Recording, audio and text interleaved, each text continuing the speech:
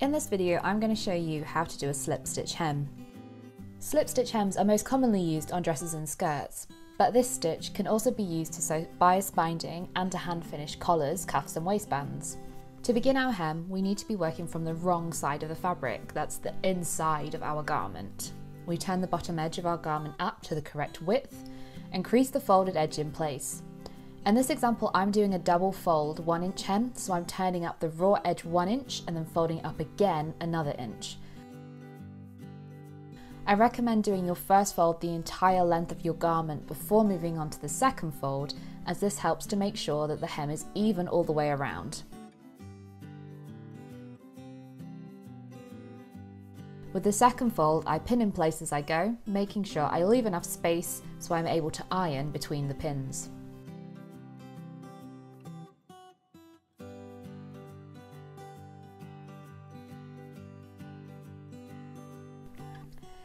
Next, I carefully press the hem in place, avoiding my pins.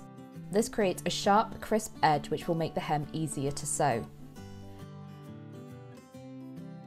When hand sewing, it's important to remember to thread the needle before you cut your thread. This helps prevent the thread twisting and knotting as you sew.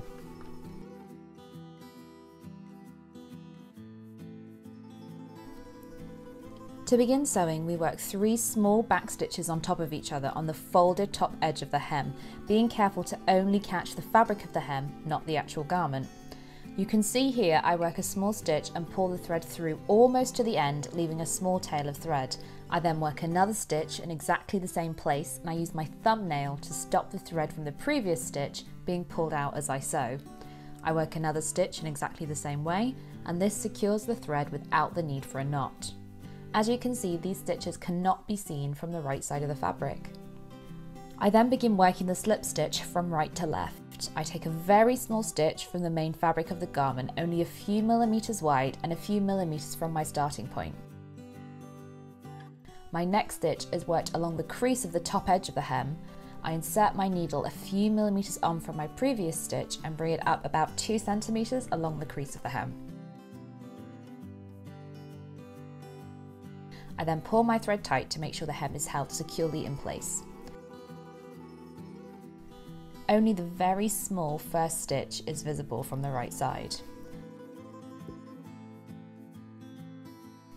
Alternatively, you can work this stitch in one motion by first catching the fabric of the main garment and then inserting the needle straight away into the crease of the hem fold.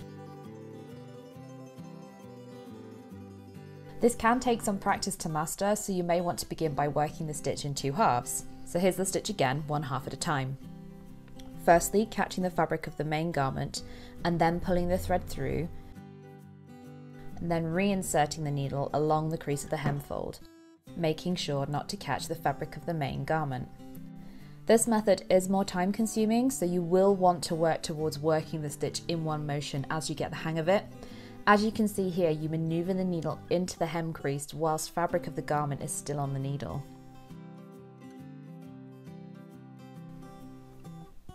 And once more, catching the fabric of the main garment, inserting the end of the needle into the hem fold and pulling the thread through in one motion.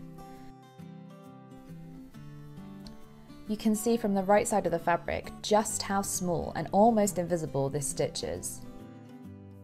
Once we've completed our hem, we need to finish off our thread in exactly the same way that we started off, by working 3 small back stitches on top of each other, only through the folded fabric of the hem, not the main garment. And you can see that's nice and secure. And I get my snips and I cut my thread. And there we have it, our slip stitch is complete. One of the great things about this stitch, apart from the fact it's quick and easy to master, is that it's almost invisible from every angle, creating a really neat finish to our hem.